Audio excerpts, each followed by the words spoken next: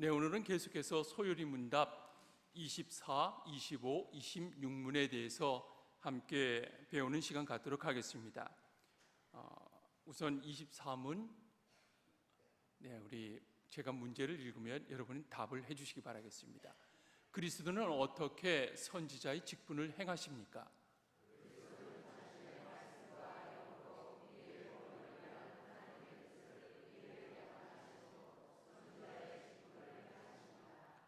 (25문) 그리스도는 어떻게 제사장의 직분을 행하십니까?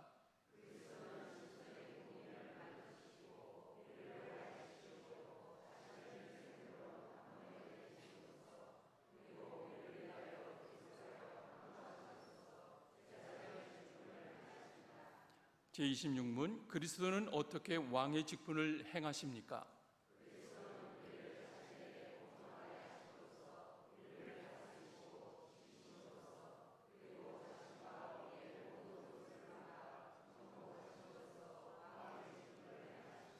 네, 예수님의 첫 번째 직분은 선지자입니다. 영어 성경에 보면 프라핏이라는 그 단어가 나오는데 그 단어를 번역하면 선지자 혹은 예언자라고 그렇게 번역을 합니다. 퀴즈를 하나 내죠. 예언자를 한문으로 쓰면 저 위에 있는 처럼 저렇게 됩니다. 근데 예언자 할 때 예자와 비슷한, 아니 또 같은 의미를 가진 그 단어는 무엇입니까? 1번은 일기예보, 2번은 정기예금입니다. 50%입니다. 머뭇거리시네요. 힌트를 드리면 일기예보의 예자는 미리 예자이고 정기예금의 예자는 맡길 예자입니다. 일기예보, 또 정기예금, 예언자 할 때 예자는 맡길 예자입니다. 말씀을 맡아서 전하는 사람. 그러니까 무슨 말씀을 맡아서 전하죠? 하나님의 말씀을 맡아서 전하는 사람이 바로 선지자요 예언자가 되시는 것입니다.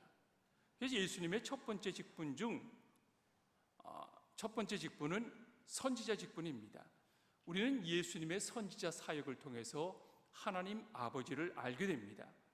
선지자는 하나님 아버지의 뜻을 전하는데 하나님 아버지의 뜻이 무엇입니까? 우리를 구원하시는 것이 하나님의 뜻이에요. 우리는 하나님의 뜻을 알기를 원하고 있습니다. 내가 닥친 어려운 문제, 그리고 선택해야 될 사항에 대해서 하나님의 뜻을 구하는데 성경은 이런 일들에 대해서는 크게 관심을 가지지 않고 오직 구원에 대해서만 집중하는 것을 보게 됩니다. 예수님의 말씀과 행하신 일들은 모두 구원에 대해서 집중되어 있습니다. 구원은 예수님의 십자가 대속의 모습과 부활로 완성되었습니다.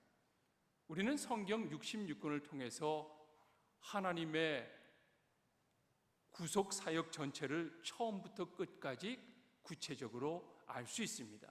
어쩌면 모세, 예레미야, 이사야, 스가랴 선지자가 구체적으로 알지 못했던 사항들, 베드로와 야고보와 요한과 바울이 알지 못했던 사항을 우리는 성경 66권을 통해서 보다 자세하게 알 수 있는 것입니다. 성경 66권이면 충분합니다. 다른 교과서나 참고서가 필요하지 않습니다.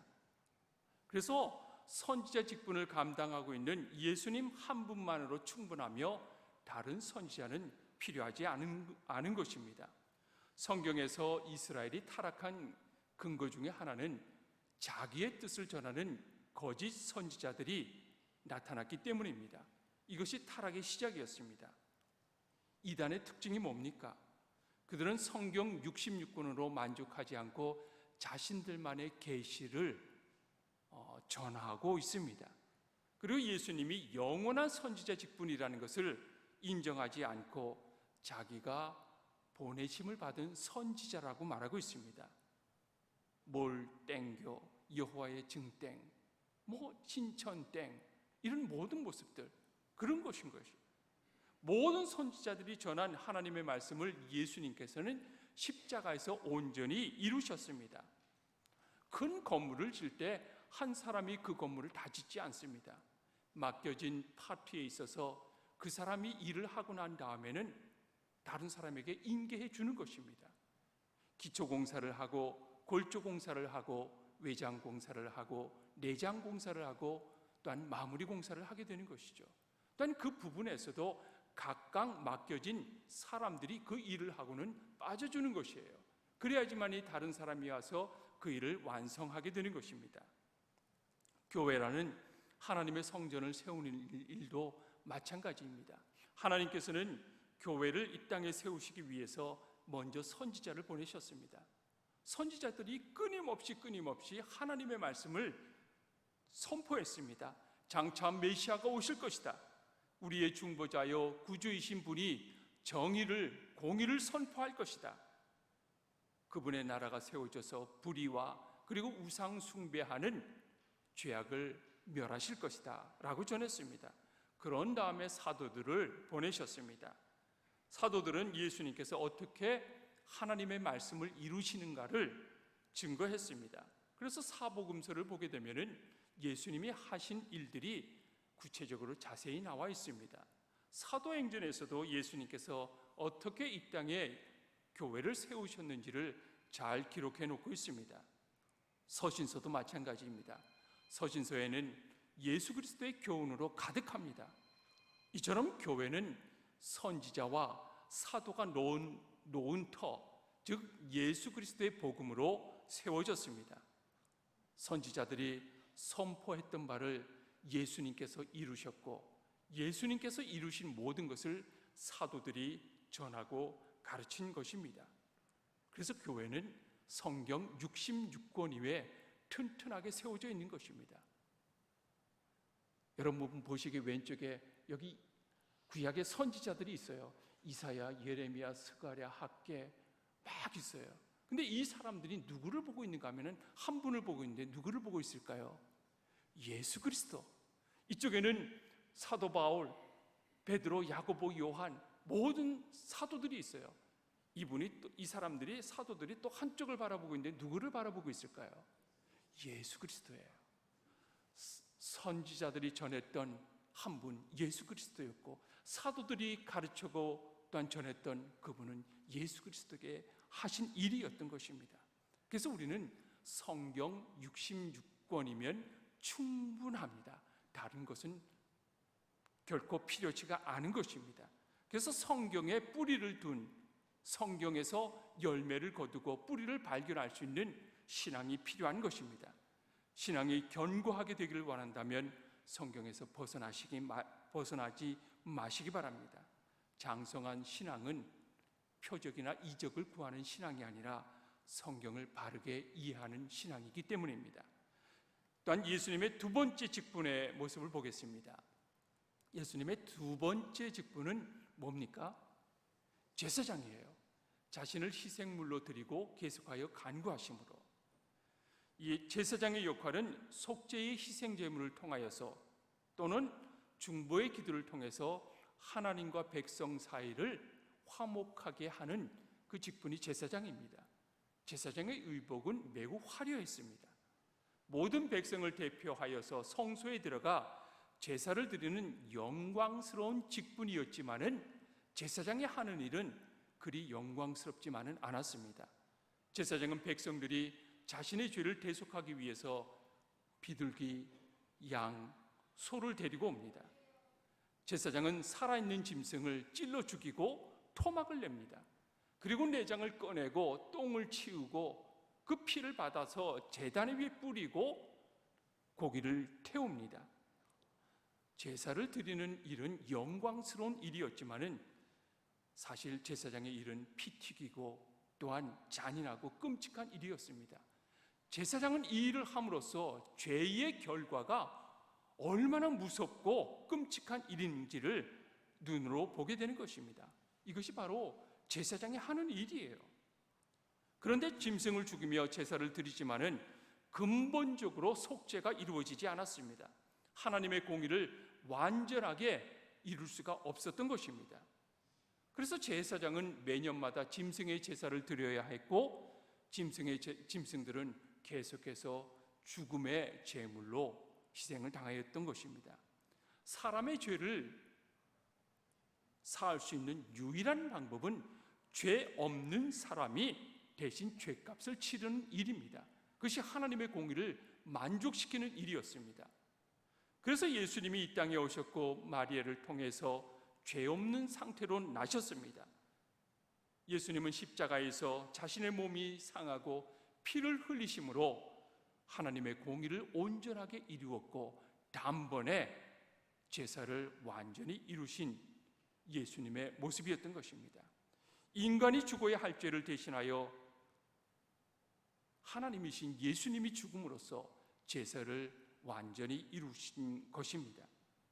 짐승의 제사는 계속되어야 하지만은 예수님이 몸으로 드리신 제사는 하나님의 공의를 만족시키는 제사였기 때문에 누구든지 예수님을 믿기만 하면 다 구원을 얻을 수 있고, 누구든지 예수님의 보혈을 믿기만 하면 아버지께로 갈 수 있는 은혜를 입게 되었던 것입니다. 예수님의 보혈은 모든 세상의 사람들을 다 구원할 만한 효력이 있고 능력이 있는 것입니다. 모든 사람에게 활짝 열려 있으며 조금도 부족함이 없게 되는 것입니다. 예수님의 제사장 직분은 어느 누구도 대신할 수가 없습니다. 이만희도 대신할 수 없고, 문선명도 박태선도 예수님의 제사장의 사역을 대신할 수 없는 것입니다. 이단의 교주들은 자신들이 예수님이 못다 이룬 그 사역을 대신하겠다고 예수님께서 보내신 선지자라고 말하고 있지만 모두 거짓입니다. 예수님만이 우리를 구원하실 수 있는 유일한 구원자, 제사장이 되는 것입니다. 지금은 영화를 보기 위해서는 인터넷으로 예매를 하지만은 예전에는 학생 단체 입장이 있었어요. 그래서 단체 입장을 하게 되면은 그 학교 교복만 딱 입고 나가면 영화관에 들어갈 때 무서워하지 않아도 됩니다. 떳떳하고 당당하게 들어갈 수 있습니다. 학교 교복만 입으면 됩니다.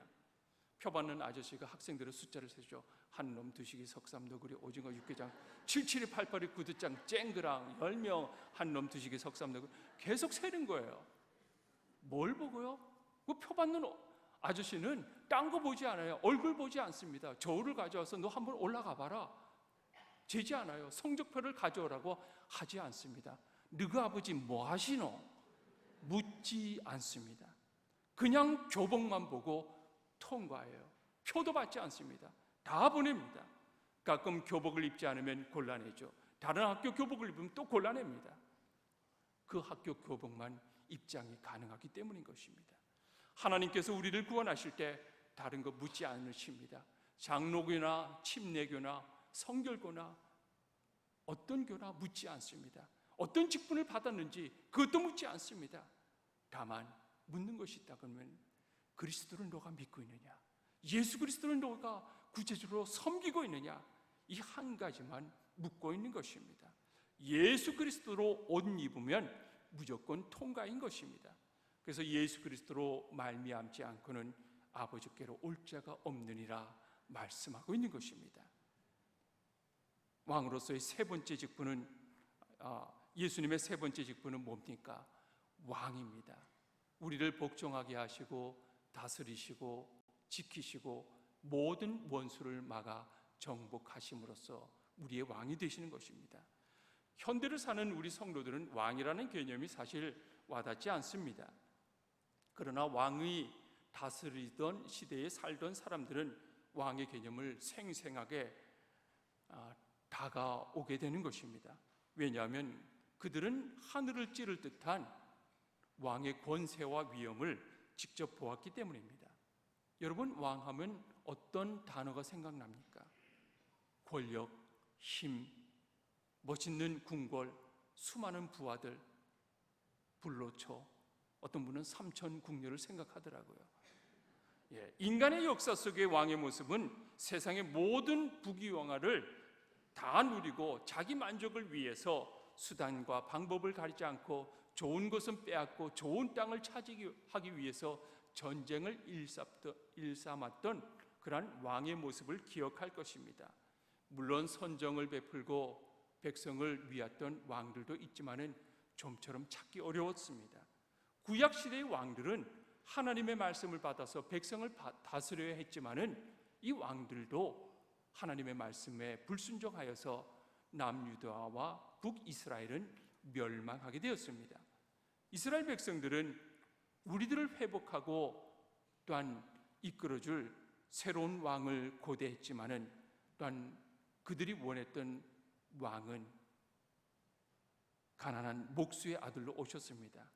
그리고 제자들과 구별이 안 될 정도로 정말 허름한 옷을 입고 있었습니다.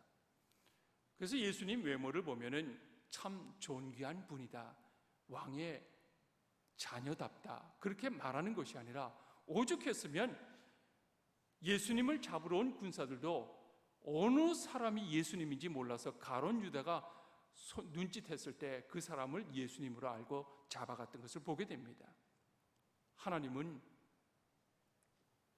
예수님은 하나님의 아들이심에도 불구하고 이 땅에서 지극히 평범하게 사셨던 것입니다. 예수님은 당시 이스라엘을 통치했던 로마 제국을 비판하지도 않으셨고 그들이 내린 사형 선고에 대해서도 아무런 말도 하지 않으시고 십자가에 못 박혀 죽으셨습니다. 그러나 예수님의 죽음은 패배가 아닌 승리였습니다. 예수님의 목적은 이스라엘을 로마 제국에서 정치적으로 해방시키는 것이 아니라 이스라엘을 넘어서 온 모든 백성들을 구원하시기 위한 예수님의 이 사역의 목적이 있었던 것입니다. 예수님께서 십자가에 죽으시고 부활하심으로 죄를 도말하시고 사망 권세를 이기시고 모든 이름 위에 뛰어난 이름을 가지셨고 예수님은 세상 나라의 왕이 되셨고 하나님 나라의 왕이 되신 것입니다. 십자가에서 죽으신 왕 이해할 수 있습니까? 어법으로 이해하긴 어렵지만은 예수님이 바로 십자가에서 죽으신 왕이었습니다. 이런 왕이 어디 있습니까? 백성을 위하여 고난을 당하고 백성을 위하여 치욕을 당하고 백성을 위하여 죽임까지 당하신 왕이 어디에 있습니까? 바로 여기 있습니다. 예수님이에요.